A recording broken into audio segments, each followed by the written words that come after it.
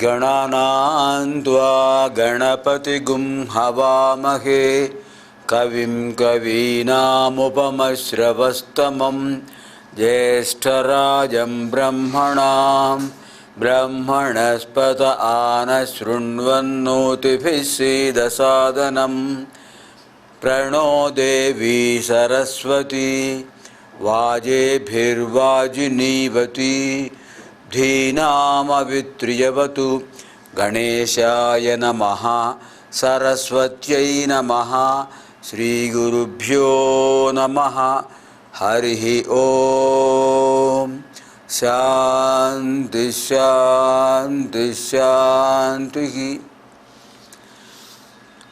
ఓం ప్రసార మాధ్యమం ద్వారా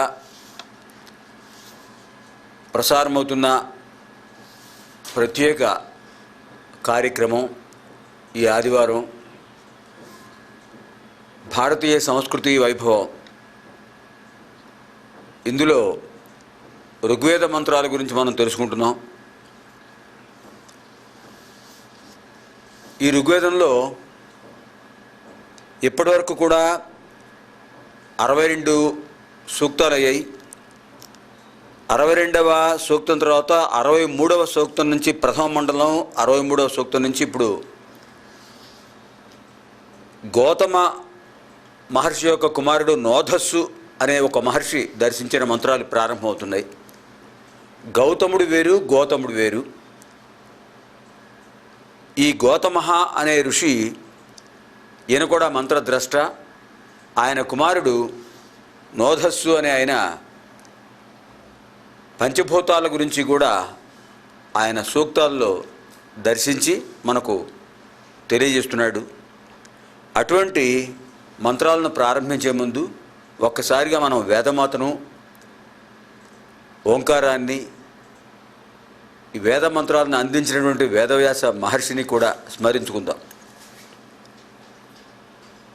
శక్తిత్రయీ వేదమాత సర్వదైవస్వరూపిణి సత్యధర్మస్వరూపా చ పాతున సర్వదా శుభా. ఇచ్ఛాశక్తి, జ్ఞానశక్తి, క్రియాశక్తి స్వరూపం కలిగినటువంటి ఆ వేదమాత సర్వదైవ స్వరూపాలను కూడా వేదంలో దర్శింపచేసే అవకాశం మనకి కలిగించింది. అటువంటి ఆ మాత, ఆ వేదమాత సత్యధర్మ స్వరూపం కలిగినటువంటిది. మనల్ని ఎప్పుడు కూడా రక్షిస్తూ ఉండాలని ప్రార్థిస్తూ ఓంకారం బిందు సంయుక్తం నిత్యం ధ్యాయంతి యోగినః కామదం మోక్షదం చైవ ఓంకారాయ నమో నమః. అకార ఉకార మకారాలతో కూడినటువంటిది, సృష్టి స్థితి లయాత్మకమైనటువంటిది, త్రిమూర్త్యాత్మకమైనటువంటిది. అటువంటి ఓంకారం ఎల్లప్పుడూ కూడా ఋషులు, యోగులు వాడి చేత ధ్యానించబడేది. కామదం మోక్షదం, కోరికలిచ్చేటటువంటిది, ఆధ్యాత్మిక మార్గాన్ని సుగమం చేసేటటువంటిది. అటువంటి ఓంకారానికి నమస్కారం. వ్యాసం వసిష్ఠనప్తారం శక్తే పౌత్రమకల్మషం పరాశరాత్మజం వందే శుకతాతం తపోనిధిం. సాక్షాత్తు ఆ బ్రహ్మదేవుని యొక్క మానసపుత్రుడు వశిష్ఠుడు. ఆ వశిష్ఠ మహర్షి యొక్క కుమారుడు శక్తి మహాముని. శక్తి మహాముని యొక్క కుమారుడు పరాశర మహర్షి. పరాశర మహర్షి యొక్క కుమారుడు వేదవ్యాస మహర్షి. అలాగే ఆయన శుక పరబ్రహ్మకు జన్మనిచ్చినటువంటి మహానుభావుడు. అటువంటి వేదవ్యాసుడికి కూడా నమస్కారం చేస్తూ మనం ఇప్పుడు ఈ 63వ సూక్తంలో గౌతమ మహర్షి యొక్క కుమారుడైన నోధస్సు అనే ఋషి దర్శించిన మంత్రాల్లో మొదటిది ఆగ్నేయ మంత్రం. ఏ మహర్షి ఏ విధంగా దర్శించినా కూడా మొట్టమొదట అగ్నిని దర్శించి తర్వాత ఇంద్రుణ్ణి, వాయువును, వరుణుణ్ణి, ఈశానుణ్ణి ఇలా దర్శిస్తూ మనకు అందిస్తున్నారు. కారణం అగ్నికి ఎందుకంత ప్రాధాన్యం ఇస్తున్నారు? అగ్నిమీళే పురోహితం హోతారం రత్నధాతమం. సకల రత్నాలకు, సకలమైనటువంటి శృంగారాలకు, భృంగారాలకు అన్నిటికీ అగ్నియే కారడు. చైతన్యం లేకపోతే శృంగారం ఎక్కడ ఉంటుంది? అంత వైరాగ్యమే కదా. ఆధ్యాత్మిక చైతన్యాన్ని ఇస్తున్నాడు ఇక్కడ అగ్నిహోత్రుడు, లౌకికమైన చైతన్యాన్ని ఇస్తున్నాడు. శరీరంలో సరైన స్థితిలో ఆ ఉష్ణోగ్రత ఉన్నప్పుడే కదా కుటుంబ వ్యవస్థ ఉండేది. ఒక సమాజ వ్యవస్థ కానీ, వ్యక్తిగత సంస్కారం, కుటుంబ సంస్కారం, సమాజగత సంస్కారం, ఈ సంస్కారాలన్నిటికీ కూడా ఆధారం ఆ అగ్నిహోత్రుడు. అందుకని ఆగ్నేయ మంత్రంతో ప్రారంభించినది ఏదీ కాదు. ఋగ్వేదం ప్రారంభంలోంచే మనం చెప్పుకున్నాం కదా ఆగ్నేయ మంత్రం. అటువంటి అగ్నిహోత్రుడికి సంబంధించినటువంటి ఆగ్నేయ మంత్రం ఇప్పుడు మళ్ళీ ఒకసారి పునశ్చరణ చేస్తున్నాడు నోధస్సు అనే మహర్షి. ఆయన ఏం చెప్తున్నాడంటే అగ్నికి అమృతుడు అని కూడా పేరుందుట. ఏమిటి అమృతుడు అంటే? మృతి లేనివాడు, మృతి కలిగినవాడు మర్త్యుడు. మృతి ఏషాంతే మర్త్యాహ, ఇది వ్యుత్పత్తి. మరణం కలవారు మర్త్యులు. మరి ఆగ్నేయుడు, ఆయన ఆగ్నేయ అమరహ, అటువంటి మృత్యుతత్వం లేనటువంటి మహానుభావుడు ఆయన అగ్నిహోత్రుడు కనుక ఆ అగ్నిహోత్రుడికి అమరుడు, అమృతుడు అని కూడా మనం చెబుతూ ఉంటాం.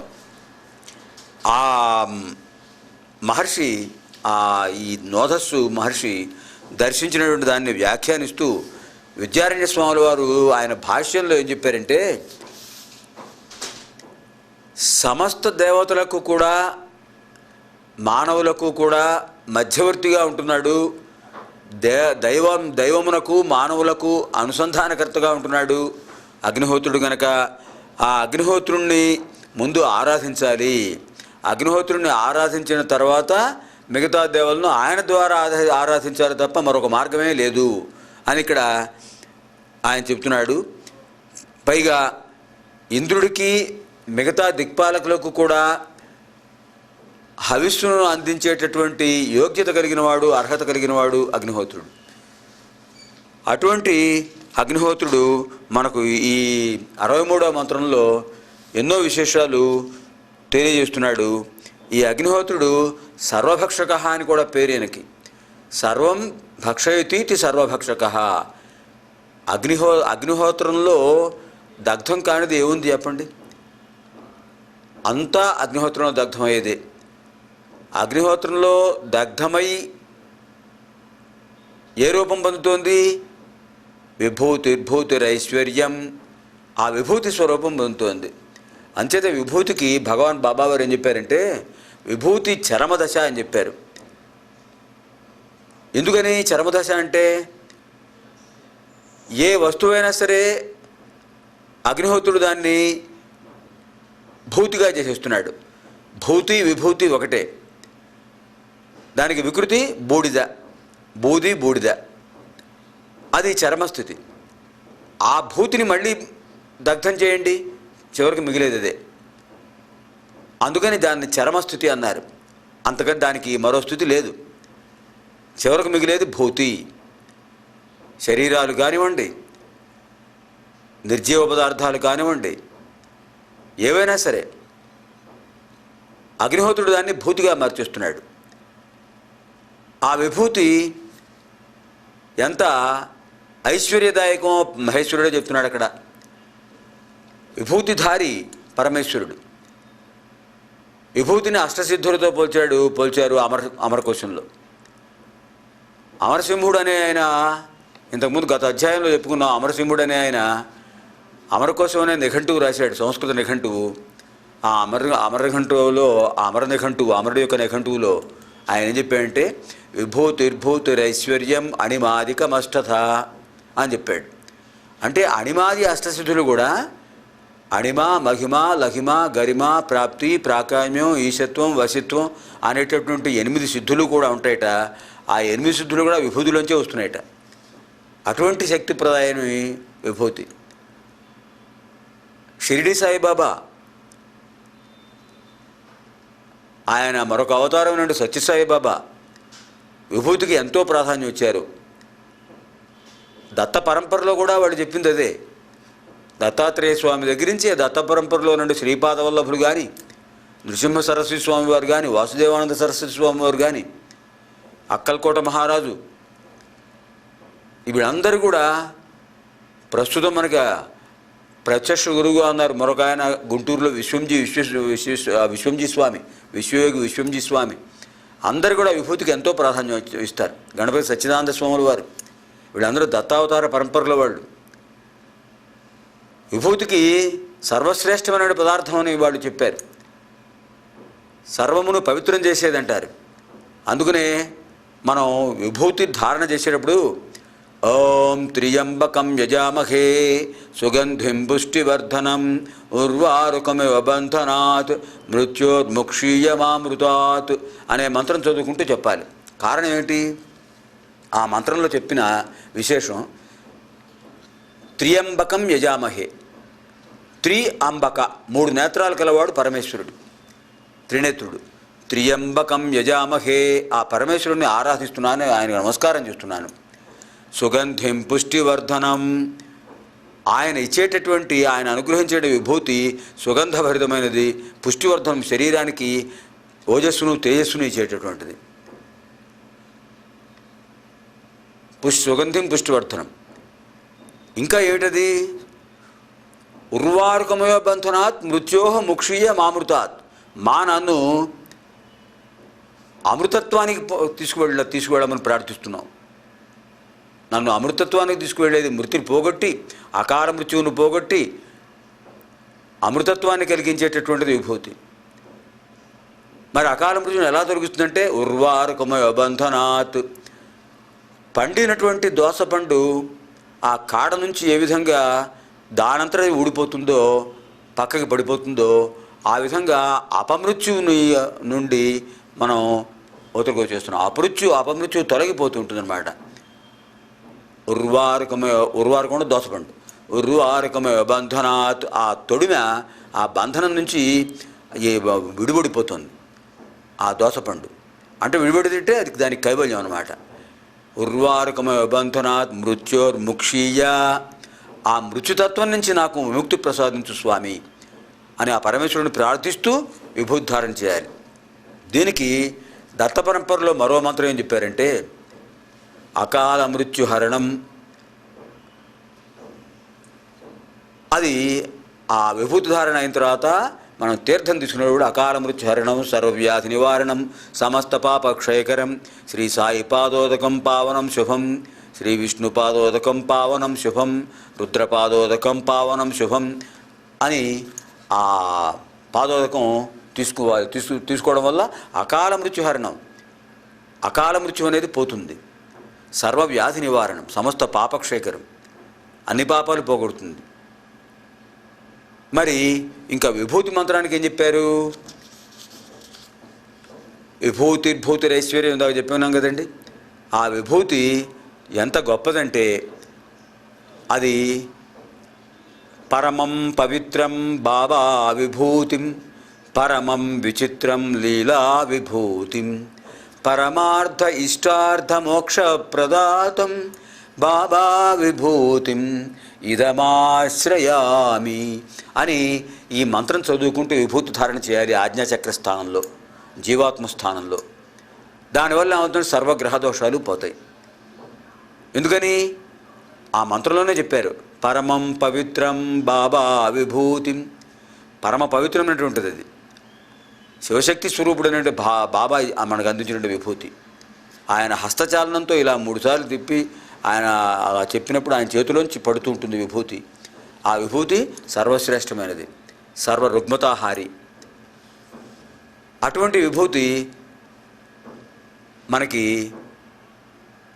విచిత్రమైనది.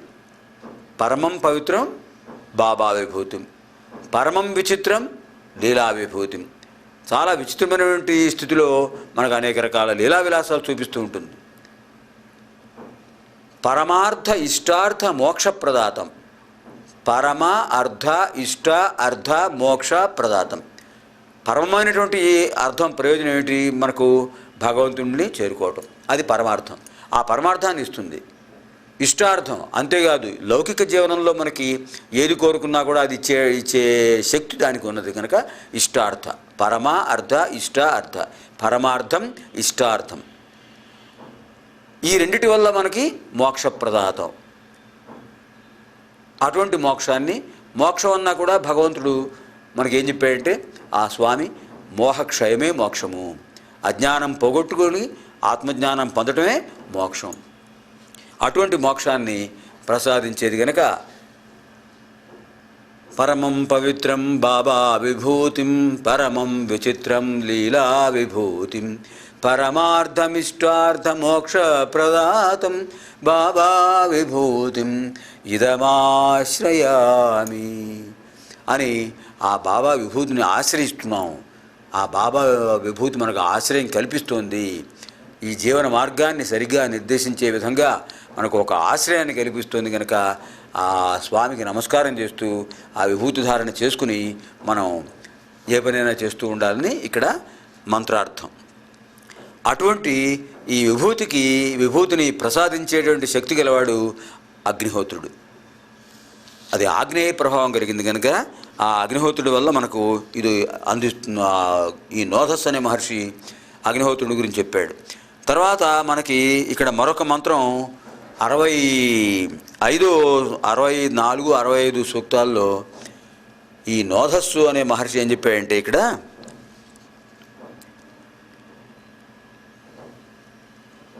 ఇంద్రుడి గురించి చెప్తున్నాడు. ఇంద్ర శ్రేష్టవాచక. ఏమిటి ఇంద్రుడు చేసే పని? సకాల వర్షాలు కురిపించటం, మానవులకు ఆధ్యాత్మిక తత్వాన్ని కల్పించటం, యజ్ఞయాగాదులు ఎవరైతే చేస్తున్నారో వాళ్ళకి స్వర్గప్రాప్తిని కలగజేయటం, ఇవన్నీ కూడా ఇంద్రుడి యొక్క కర్తవ్యం. ఆయన తన భార్య ఇంద్రాణితో కలిసి అంతరిక్షంలో సంచరిస్తూ మరుత్తుల సహాయంతో సువృష్టిని కల్పిస్తున్నాడు. ఈ మరుత్తులు ఈశాన్యం నుంచి ఈ ఋతుపవనాలని తీసుకొస్తూ ఉంటాయి. అలా తీసుకొచ్చినప్పుడు ఈ ఇంద్రుడి యొక్క సహాయంతో ఆ మరుత్తులు మనకు సువృష్టిని కల్పిస్తున్నాయి. ఈ సువృష్టి వల్ల సస్యశ్యామలత్వం కలుగుతుంది. సస్యశ్యామలత్వం వల్ల మనం ఆరోగ్యంగా జీవిస్తున్నాం.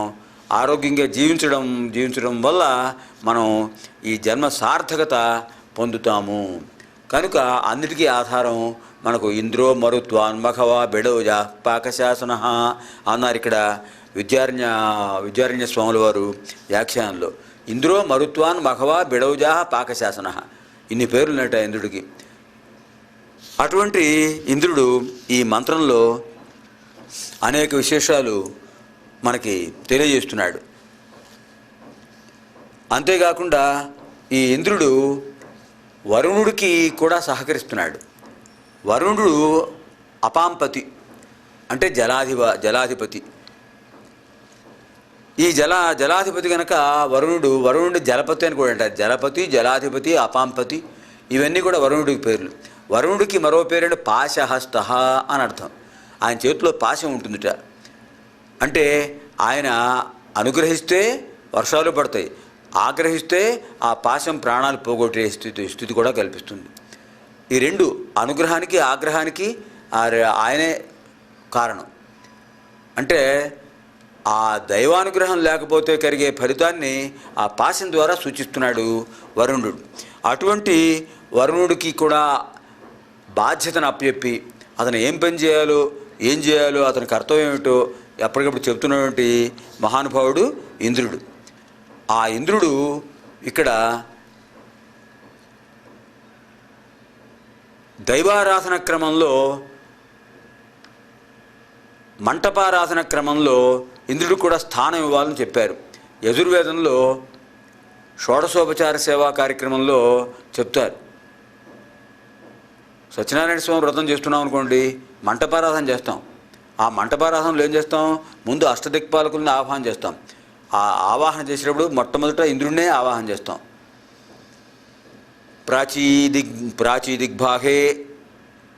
ప్రాచీదిగ్భాగే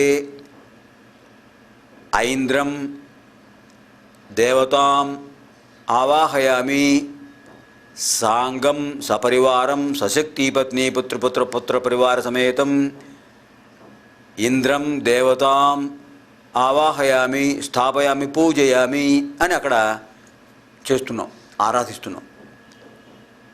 అలా ఆరాధించిన తర్వాత మనం పక్కనే ఉన్నాడు ఆగ్నేయ మూల, అగ్నిహోత్రుని ఆహ్వానిస్తాం. అలా ఒక్కొక్క అష్టదిక్పాలకుల్ని అక్కడ ఆహ్వానిస్తారు. తూర్పుకి ఇంద్రుడు, తూర్పు దిగ్భాగంలో ఇంద్రుడిని ఆహ్వానిస్తాం.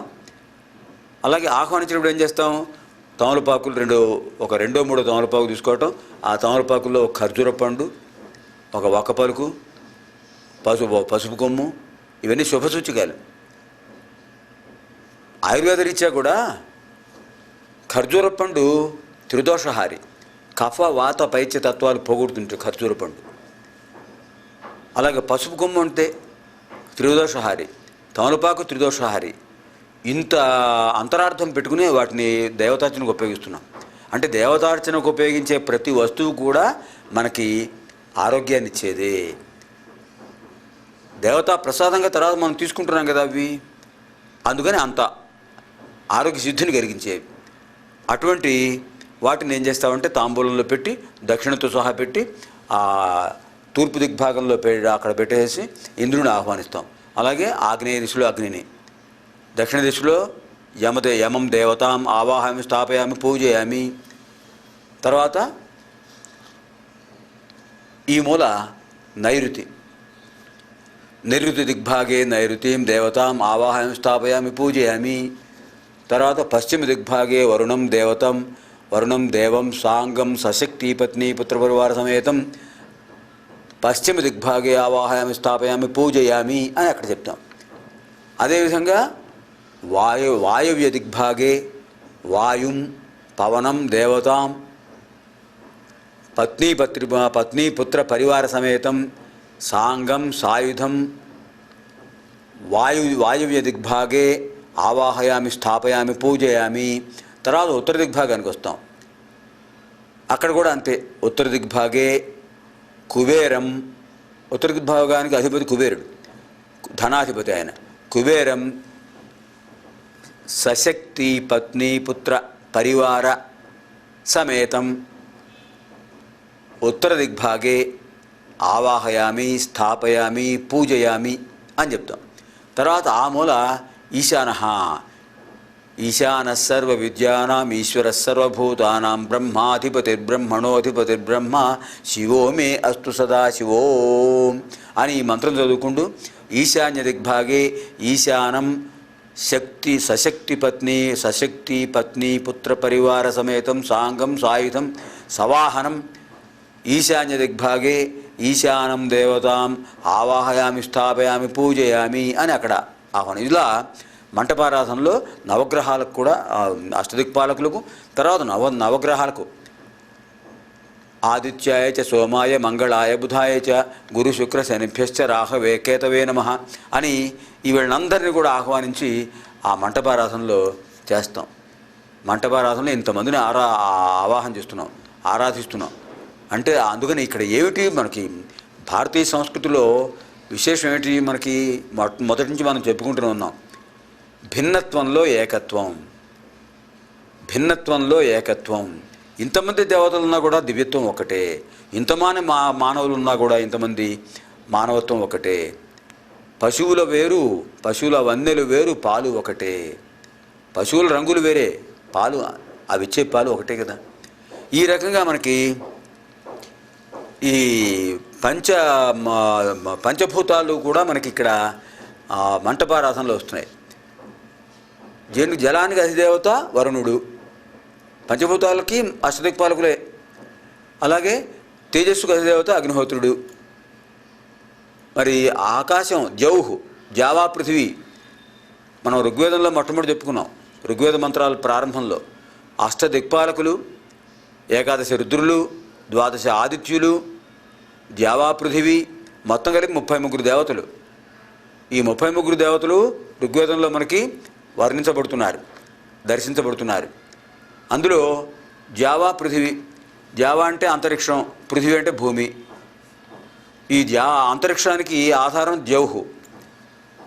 అటువంటి ఈ ద్యుస్థానంలో ఆ అగ్నిహోత్రుడిని మనం ఆహ్వానిస్తున్నాం. ఆగా జౌస్థానంలో అగ్నిహోత్రుడిని పెడుతున్నాం. అగ్నిహోత్రుడు జౌస్థానంలో తేజకారకుడు. అన్ని గ్రహాలు తిరగడానికి జౌహు. ఈ ఖగోళానికి అధిదేవత సూర్య, ఆదిత్య గ్రహరాజా అంటారు. ఆ గ్రహరాజు అయినటువంటి ఆదిత్యుడు సమస్త గ్రహాలకు ఆయన కారకుడు అవుతున్నాడు కనుక ఆయన యొక్క ప్రభావంతో మనం ఈ పంచభూత ప్రకృతిని కూడా మనం అనుకూలం చేసుకుంటున్నాం. మన చుట్టూ ఉన్న పంచభూతాలు అనుకూలంగా ఉంటే శరీరంలో పంచభూతాలు అనుకూలంగా ఉంటాయి. శరీరంలో రక్తం ద్రవ పదార్థమే. అది కాకుండా నీరు ప్రత్యక్షంగా శరీరంలో 3 వంతులు నీరే ఉంది కదా శరీరంలో. ఆ నీటిలో ఏమాత్రం తేడా వచ్చినా కూడా శరీరం అస్తవ్యస్తం అయిపోతుంది. వాయువు పంచభూతాత్మకం, పంచతత్వాత్మకం. ప్రాణ అపాన వ్యాన ఉదాన సమానాలు. మరి ఆకాశం శూన్యం హృదయాకాశం, దహరాకాశం, మేధస్సులో ఉండే ఆకాశం, ప్రతి చోట శూన్యం ఉంది. అంటే 3 భూతాలు అయిపోయాయి. పృథివీ చర్మం పృథివీ సంబంధం.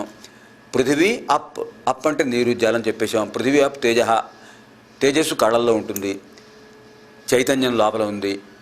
పృథివీ అప్ తేజో వాయువు పంచ ప్రాణాత్మకం. ఆకాశం అంటే పంచభూతాలు ఇక్కడ మనకి అక్కడ ఉన్నాయి, బహిఃప్రకృతిలో ఉన్నాయి, అంతఃప్రకృతిలో ఉన్నాయి. అంతఃప్రకృతి అంటే లోపల స్వభావం. కనుక అటువంటి పంచభూతాలని కూడా వర్ణిస్తూ ఈ ఋగ్వేదంలో ఈ మంత్రంలో అంతర్భాగం చేస్తున్నామని విద్యారణ్య స్వామి వారు మనకు చెప్తున్నారు. తర్వాత ఇప్పుడు మనకి శక్తి మహర్షి యొక్క కుమారుడు పరాశరుడు. ఆ పరాశర మహర్షి దర్శించిన మంత్రాలు మనకి 65వ సూక్తం నుంచి ప్రారంభమయ్యాయి.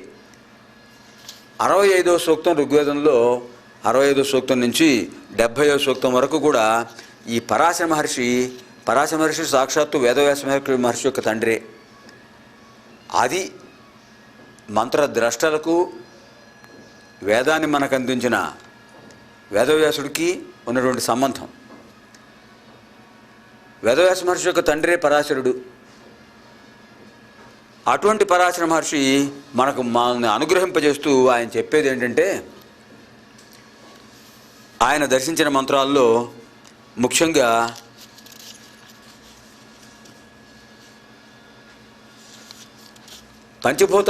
పంచభూతాలను కూడా వర్ణిస్తూ ఆయన త్రిష్టుప్ ఛందస్సులో వర్ణించాడు.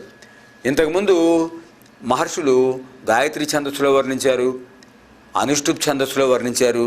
ఇప్పుడు ఈయన త్రిష్టుప్ ఛందస్సులో వర్ణిస్తున్నాడు. ఈ త్రిష్టుప్ ఛందస్సులో ఆయన మళ్ళీ అగ్నిహోత్రుణ్ణి, వాయువును, వరుణుణ్ణి, పంచభూతాల్లో ముఖ్యం కదండి, వాటిని అన్నింటిని కూడా వర్ణిస్తున్నాడు. అలాగే జావా పృథివీ, వీటన్నిటిని వర్ణిస్తూ ఆయన పరాశరుడు యజ్ఞగృహాల్లో, అంటే పూర్వం రాజులు కానీ ఋషులు కానీ ఏం చేసేవాడంటే యజ్ఞానికి ఒక గృహం ఏర్పాటు చేసేవాళ్ళు. వాళ్ళ యొక్క నివాసాల్లో యజ్ఞగృహం అనేది ఒకటి ఓ పక్కన సరిగ్గా ఉత్తర దిగ్భాగంలో కానీ, ఈశాన్య దిగ్భాగంలో కానీ, ప్రాచీ దిగ్భాగంలో కానీ యజ్ఞగృహాన్ని ఏర్పాటు చేసేవాళ్ళు. ఆ యజ్ఞగృహంలో ఎప్పుడూ నిరంతరం ఆ అగ్నిహోత్రం జ్వలిస్తూ ఉంటుంది. ఆ జ్వలించే ఆ నిత్యాగ్నిహోత్రం జరుగుతుంటుంది. అదే సంప్రదాయాన్ని భగవాన్ షిరిడి సాయిబాబా కూడా ఆయన ధుని అని పేరు పెట్టారు. ఆయన ధుని షిరిడీలో మనకి లోపలికి వెళ్ళగానే దర్శనమిచ్చేది ధ్వని. ఆ ధ్వని ఎప్పుడు మండుతుంటుంది. అంటే అగ్నిహోత్రం ఎప్పుడు జ్వలిస్తూ ఉండాలని దాని ఉద్దేశం. అక్కడ అగ్నిహోత్రం జ్వలిస్తూ ఉంటే శరీరంలో మన ఈ అగ్ని కూడా, జఠరాగ్ని కూడా ఎప్పుడు ప్రజ్వలిస్తూ ఉండాలి, ఆరోగ్యాన్ని సమానంగా ఉంచుతూ ఉండాలి అనే ఉద్దేశంతో మనకి ఆ షిరిడి సాయిబాబా ధునిని ఏర్పాటు చేశారు. ఆయన ఆకారం అలా ఉన్నా కూడా నిత్యాగ్నిహోత్రుడు. ఆయన నిత్యాగ్నిహోత్రుడు కనుకనే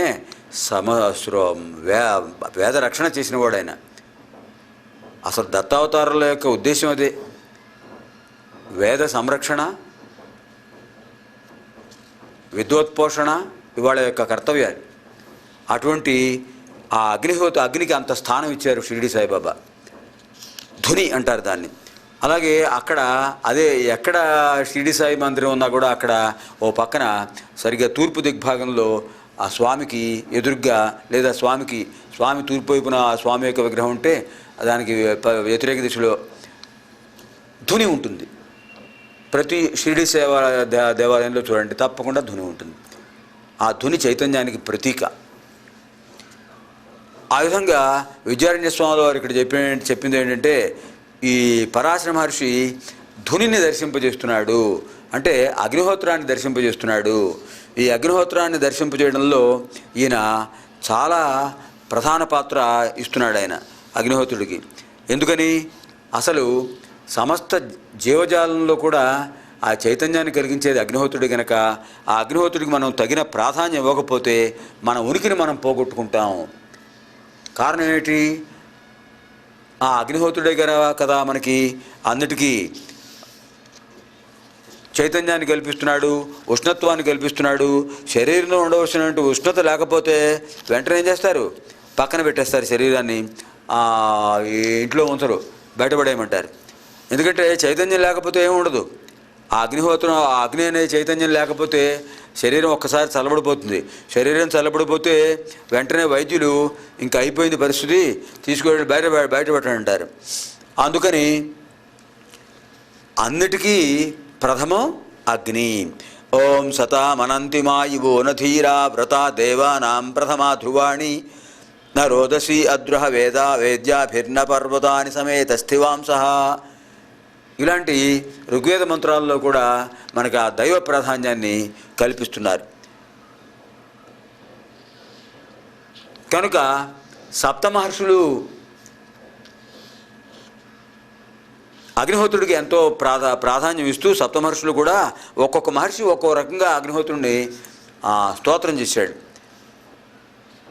ఈయన పరాశరుడు కూడా సప్తమహర్షులో ఒకడైనటువంటి వశిష్ఠుడు యొక్క మనుమడు కనుక వశిష్ఠుడి మహర్షి యొక్క శక్తి మహాముని, వశిష్ఠ మహర్షి కుమారుడు శక్తి మహాముని, శక్తి మహాముని కుమారుడు పరాశరుడు, అంటే వశిష్ఠుడి యొక్క మనుమడిన. ఈ పరాశరుడు తన తాతగారు సప్తమహర్షులు ఒకడు కనుక ఆయన ఏ విధంగా అగ్నిహోత్రుడిని దర్శించాడో, స్తుతించాడో దాన్నే దృష్టిలో పెట్టుకుని ఈ పరాశరుడు అగ్ని యొక్క తత్వాన్ని చెబుతూ అది జ్వలన తత్వం అని చెప్పాడు. ఇక్కడ ఆయన జ్వలన తత్వం అంటే అన్నిటినీ దహింపజేసేటటువంటి తత్వం అగ్నిహోత్రుడిది. దహించడం దాని స్వభావం. తెలిసి ముట్టుకున్నా తెలియక ముట్టుకున్నా కాల్చడం అగ్నిహోత్రుడి స్వభావం. అగ్నికి చెదరపడతాయా అనే సామెత ఉంటుంది. అంటే అగ్ని అతి పవిత్రుడు. అటువంటి ఆ అగ్నిహోత్రుడు అందరికీ కూడా జీవనాధారం అవుతున్నాడు. అలాగే అగ్నిహోత్రుడికి మరో పేరు చెప్పారు విద్యారణ్య స్వాముల వారు, వాయుసారథి అన్నారు. వాయుసారథి అంటే ఈయనకి సారథి వాయువుట. అంటే వాయువు ఎడు తీసుకెడితే అడు విడుతుంటాడు ఈయన, వాయుసారథి. అలాగే వీతిహోత్ర అని కూడా పేరు. సర్వభక్షకుడు, సర్వవ్యాపకుడు, సర్వ తేజస్కుడు అటువంటి అగ్నిహోత్రుణ్ణి పరాశర మహర్షి ఇక్కడ వర్ణించారు. ఇక్కడ మనం భారతీయ సంస్కృతిలో భాగంగా మరికొన్ని విషయాలు చెప్పుకుంటూ ఇక్కడ మనం ముఖ్యంగా ఇవాళ భారతీయ సంస్కృతిలో భాగంగా ఇంతకుముందు మనం చెప్పిన మళ్ళీ ఒకసారి పునశ్చరణ చేసుకుందాం. కట్టు, బొట్టు, జుట్టు ఈ మూడు కూడా భారతీయ సంస్కృతిలో భాగాలు. వేషధారణ, వినయంతో కూడి ఉండాలి. ఆజ్ఞాచక్రంలో విభూతి, కుంకుమ, చందనం వీటిలో ఏదో ఒకటి ఉండాలి. ఎందుకంటే మేధకు సంబంధించినటువంటి నాడీ కేంద్రం ఇక్కడ ఉంటుంది. రోజు ఈ ఆజ్ఞాచక్రాన్ని, ఆ జీవాత్మ భాగాన్ని ఒక్కసారి ఆ భగవంతుడి దగ్గర కూర్చుని ప్రార్థన చేసుకుని, ధ్యానం చేసుకుని, ఆ జ్యోతిస్వరూపాన్ని మనసులో పెట్టుకుని, ఆ జ్యోతిస్వరూపాన్ని ఈ లలాట మధ్య భాగంలో, భ్రుకుటి మధ్య భాగంలో, భ్రూ మధ్య భాగంలో, ఆ ఆజ్ఞాచక్ర స్థానంలో, జీవాత్మ స్థానంలో ఆవాహన చేసుకుని ఆ జ్యోతిస్వరూపాన్ని నమస్కారం చేస్తూ అక్కడ కుంకుమతో, చందనంతో, విభూతితో ఒక్కసారి అలా స్పృశించుకుంటే నాడీ కేంద్రాలు ఉద్బుద్ధం అవుతాయి, ప్రకాశితం అవుతాయి, ఉత్తేజితం అవుతాయి. దానివల్ల ఏకాగ్రత శక్తి, ఉత్సాహం, ధైర్యం ఇవన్నీ. అదే కదా మనం ఆ హనుమంతుడిని స్మరించుకుంటూ చెప్తాం, బుద్ధిర్బలం యశోధైర్యం నిర్భయత్వమరోగత అజాడ్యం వాక్ పటుత్వం చ హనుమత్స్మరణాత్ భవేత్. ఇది 8 లక్షణాలు వస్తాయట. ఆ 8 లక్షణాలు విభూతిధారణలో ఉంటుంటాయి. అది అందుచేత మనం ఏం చేయాలంటే భారతీయ సంస్కృతిలో భాగంగా లేవగానే ఒకసారి ఆ నమస్కారం చేసేసి చేతులు ఒకసారి చూసుకుని నిద్ర లేవగానే కరాగ్రే వసతే లక్ష్మీ కరమధ్యే సరస్వతి కరమూలే స్థితా గౌరీ ప్రభాతే కరదర్శనం అని ఇచ్ఛాశక్తి, జ్ఞానశక్తి, క్రియాశక్తి ముగ్గురిని కూడా ఈ చేతుల్లో ఆవాహన చేసుకుని నమస్కారం చేసుకోవాలి.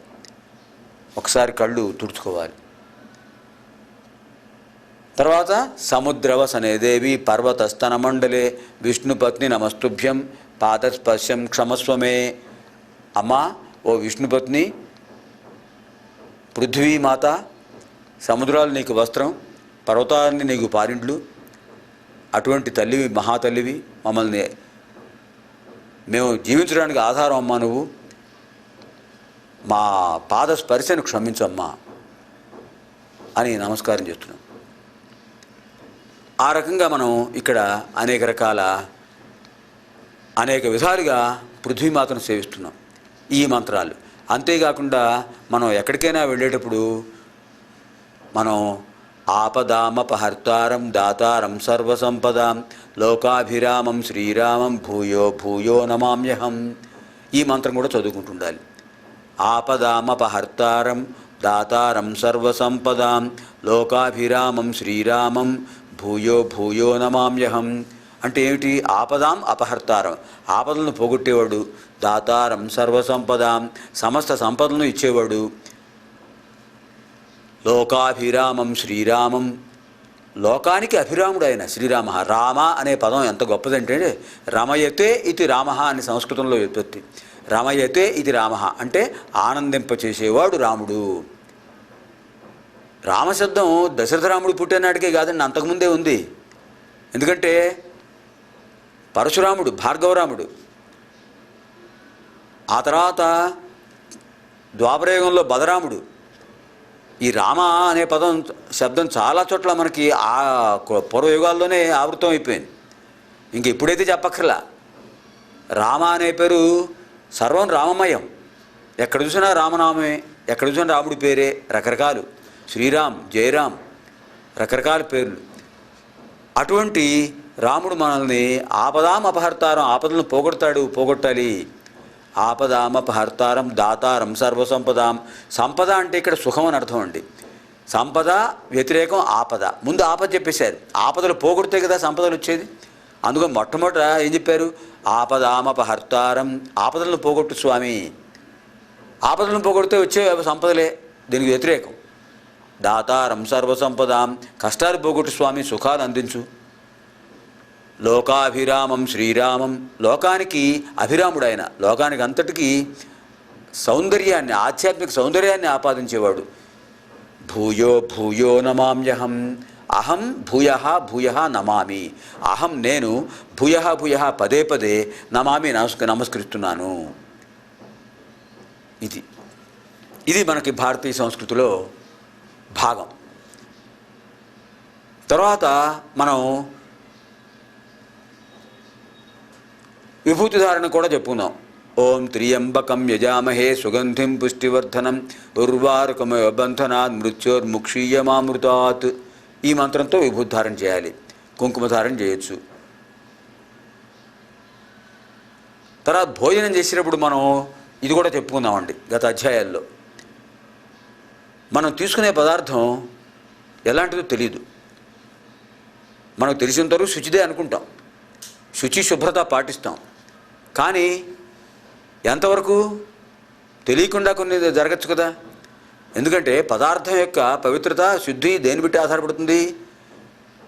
పాత్రశుద్ధి, పాకశుద్ధి, పాచక శుద్ధి. పాత్రశుద్ధి, పాత్రలు పరిశుభ్రంగా ఉండాలి.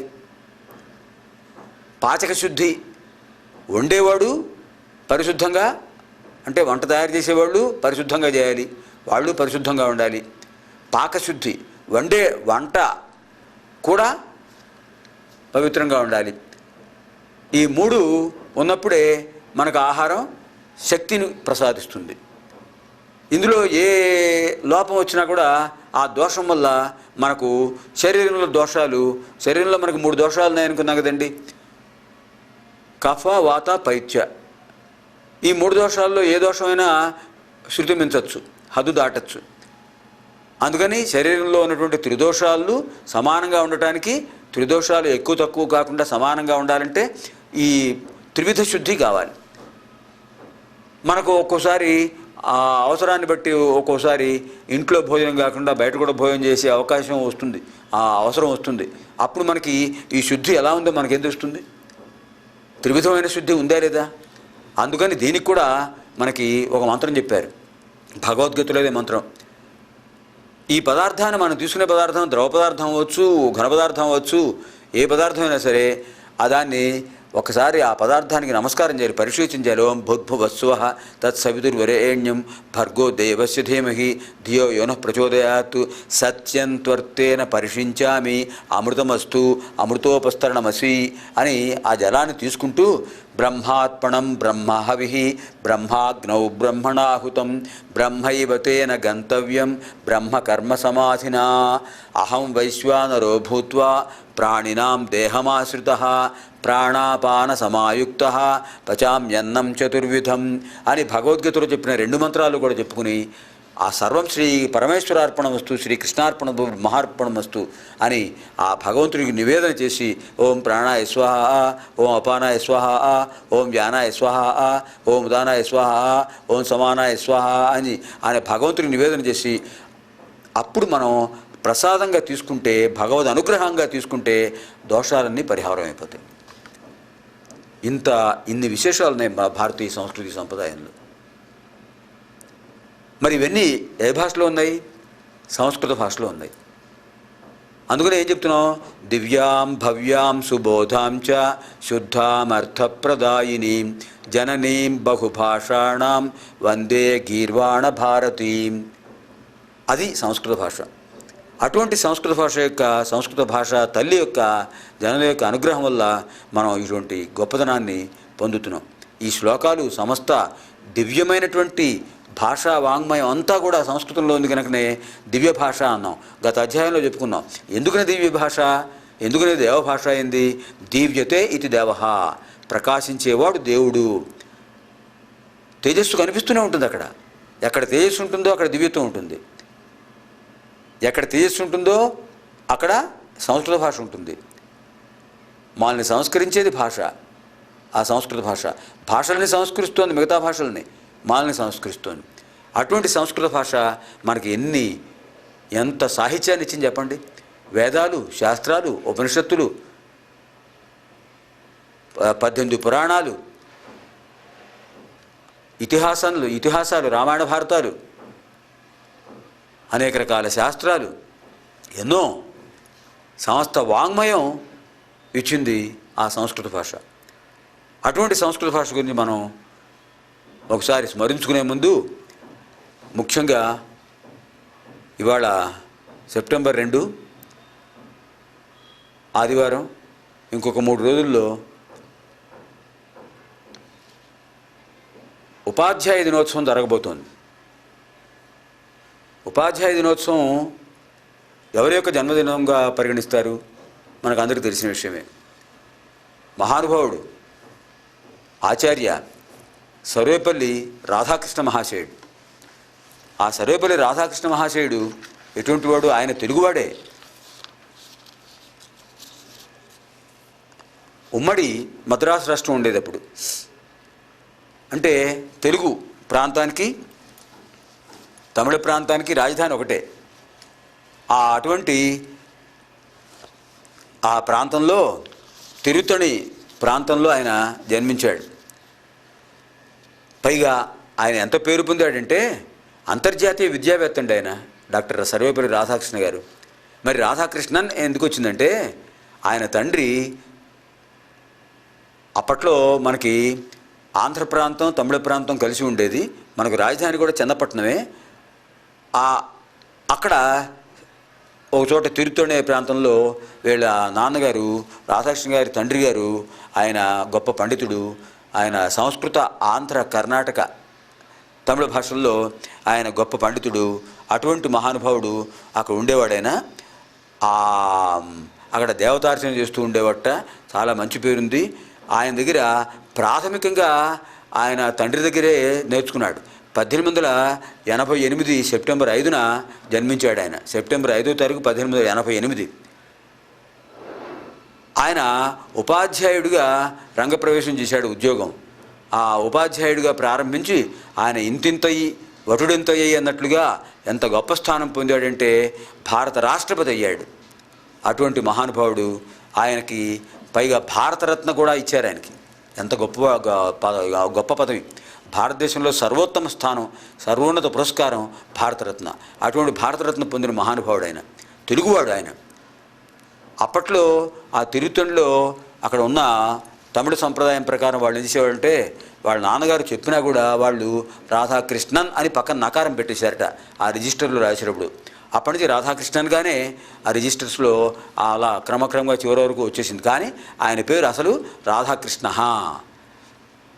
ఈ రాధాకృష్ణ పండితుడు ప్రాథమిక విద్యను తండ్రి గారి దగ్గర నేర్చుకున్నాడు. వేదాలు, శాస్త్రాలు అన్నీ కూడా నేర్చుకుని తర్వాత ఆయన తన తండ్రి గారి దగ్గర ఉపనిషత్తులు అన్నీ నేర్చుకున్నాడు. బాల్యంలోనే ఆయనకి ఉపనయనం చేశారు. కాకపోతే ఆయనలో విశేషం ఏంటంటే ఏకసంథాగ్రాహి. సంథ అంటే 2 సార్లు చెప్పడం. పూర్వం గురుకుల వాసన ఎలా ఉండేదంటే అప్పట్లో చాలా ప్రాచీన కాలం కదండి గురుకుల వ్యవస్థ. వాళ్ళకి పుస్తకాలు కళాలు ఉండేవి కావు, రాసుకోవడానికి పుస్తకాలు ఉండేవి కావు, చదవడానికి పుస్తకాలు ఉండేవి కావు, రాసుకోవడానికి పెన్నులు ఉండేవి కావు. అప్పటి సంప్రదాయం అది. అంతా గురుముఖత మౌఖికమే. గురువుగారు చెప్పేవారు శుక్లాంబరధరం విష్ణుం అని చెప్పి శిష్యులు 2 సార్లు చెప్పాలి. శుక్లాంబరధరం విష్ణుం అని చెప్పాలి. అలా ఒకసారి, 2 సార్లు, 3 సార్లు ఇలా ఆవృత్తి చెప్పడం అనేది సంథ అంటారు. ఇలా 2 సార్లు, 3 సార్లు, 4 సార్లు, 5 సార్లు, 10 సార్లు చెప్పినప్పుడు కొంతమందికి వస్తుంది. ఒక్కసారి అనగానే వస్తుంది. దాన్ని ఏకసంథాగ్రాహిత్వం అంటారు. ఏకసంథాగ్రాహిత్వం. ఒక్కసారి చెప్తే చాలు వాడికి వచ్చేస్తుంటా, ఒకసారి చూస్తే చాలు విషయం జ్ఞాపకం ఉంటుంటా, ఒకసారి వింటే చాలు వాడు జ్ఞాపకం ఉంటుంటా. అది ఏకసంథాగ్రాహిత్వం. అటువంటి గొప్ప మేధో విభాగం, మేధో చతురత, మేధశ్చతురత ఆయనకు ఉంది. అది దైవదత్తం. తర్వాత చిన్నప్పటి నుంచి కూడా ఆది శంకరాచార్యుల వారి ప్రభావం ఆయన మీద బాగా ఉంది. అందుకనే ఆయన శంకర వాంగ్మయం అంతా ఆపోషణ పట్టేశారు. ఆపోషణం అంటే ఆపహాసనం.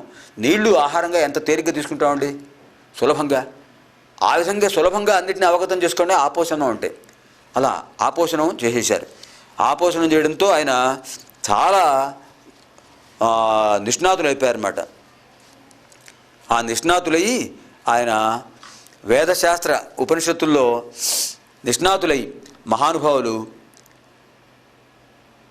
రాధాకృష్ణ పండితులు ఏకసంథాగ్రాహిగా ఉండటం వల్ల అక్కడ ఉన్న అందరూ కూడా మెచ్చుకునేవాళ్ళట. ఉపాధ్యాయులు మెచ్చుకునేవాళ్ళు, అందరూ ప్రశంసించేవాళ్ళు. అక్కడ వచ్చిన ప్రాథమిక పాఠశాల ఉంటే అక్కడికి తీసుకెళ్ళారు. వాళ్ళందరూ కూడా చాలా ఆశ్చర్యం పొందారు. తండ్రి చాలా పేదరికంలో ఉన్నాడు. కొడుకుని చదివిద్దామంటే డబ్బు లేదు. చివరికి ఆయనకి ఇంట్లో కూర్చుని చదువుకోవడానికి అవకాశం కూడా లేక అంటే దీపారాధనకి ఆ నూనె కూడా లేక, ఆ దీపం వెలిగించడానికి నూనె కూడా లేక బయట వీధి దీపాలు ఉండేవి ఆ రోజుల్లో. ఒక 2-3 వీధులకు కలిపి ఒక పెద్ద స్తంభం కట్టేవాళ్ళు, ఆ స్తంభానికి లాంతర్ కట్టేవాళ్ళు. రోజు సాయంకాలం పూట వచ్చేవాడు, తుడిచేసేసి కాస్త కిరోసిన్ పోసేసి దీపం వెలిగించేవాడు, వెళ్ళిపోయేవాడు. మళ్ళీ పొద్దున్నే వచ్చేసి దాన్ని మామూలుగా యథాస్థానంలో ఉంచేసేవాడు. ఆ లాంతర్లు తయారు పెట్టేవాడు, వెలిగించేవాడు. ఇది వీధి దీపాలు అంటారు.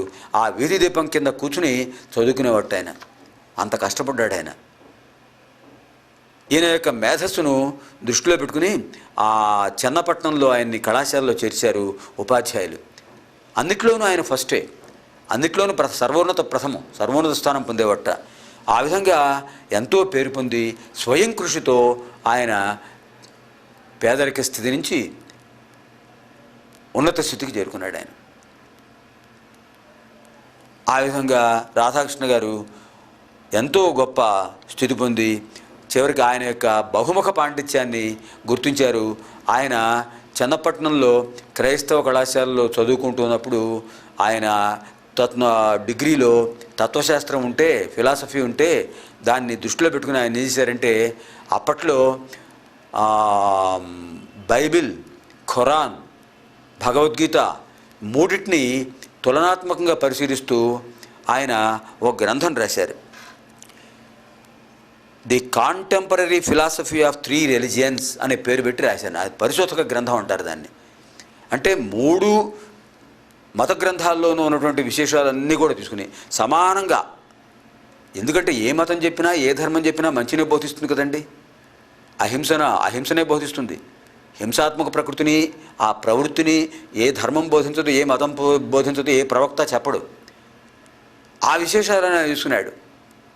ఖురాన్లోను, బైబిల్లోను, భగవద్గీతలోను సమానంగా ఉన్నటువంటి నిత్య దివ్య సత్యాలు కొన్ని ఉన్నాయి. ఆ జనరల్ ట్రూత్స్, ఫ్యాక్ట్స్ అలాంటివన్నీ కూడా తీసుకుని ఆయన ఒక మహత్తరమైనటువంటి గ్రంథం రాశాడు. అది మనకి 3 religions, the contemporary philosophy of 3 religions అటువంటి పరిశోధక గ్రంథం. దానివల్ల ఆయనకి అన్ని విశ్వవిద్యాలయాల్లో పేరు వచ్చింది. ఆక్స్ఫర్డ్ యూనివర్సిటీ వాళ్ళు కూడా ఆయన్ని పిలిచారు. తర్వాత మొట్టమొదట ఆయన రాజమండ్రిలో టీచర్ ట్రైనింగ్ కాలేజీలో ఒక లెక్చరర్గా చేరారు. ఉపాధ్యాయులుగా చేరి తర్వాత జవహర్లాల్ నెహ్రూ గారి యొక్క ప్రశంసతో ఆయన రాజకీయాల్లో చేరి మొట్టమొదటి ఉపరాష్ట్రపతిగా చేరాడు. ఆయన 1952 నుంచి 62 వరకు 2 సార్లు ఉపరాష్ట్రపతి అయ్యాడు. 62 నుంచి 67 వరకు రాష్ట్రపతి పదవి పొందాడు. నిర్వివాదాస్పదంగా ఒక సమున్నతమైన విలువలతో కూడిన వ్యక్తిగా పేరు పొందాడు. తన జీతంలో ₹1 మాత్రం తీసుకుని మిగతా అంతటిని కూడా పేద విద్యార్థులకు పనిచేశాడు. అటువంటి మహానుభావుడు సుమారుగా 85-90 సంవత్సరాలు జీవించాడు. ఆ మహానుభావుడు యొక్క జన్మదినమే ఉపాధ్యాయ దినోత్సవం.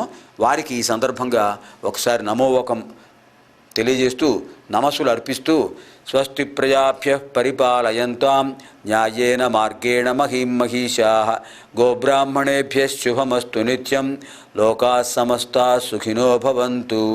అసతో మా సద్గమయ తమసో మా జ్యోతిర్గమయ మృత్యోర్మా అమృతం గమయ. ఓం సహనావవతు సహనౌ భునక్తు సహ వీర్యం కరవావహై తేజస్వినావధీతమస్తు మా విద్విషావహై. ఓం శాంతి శాంతి శాంతి. స్వస్తి.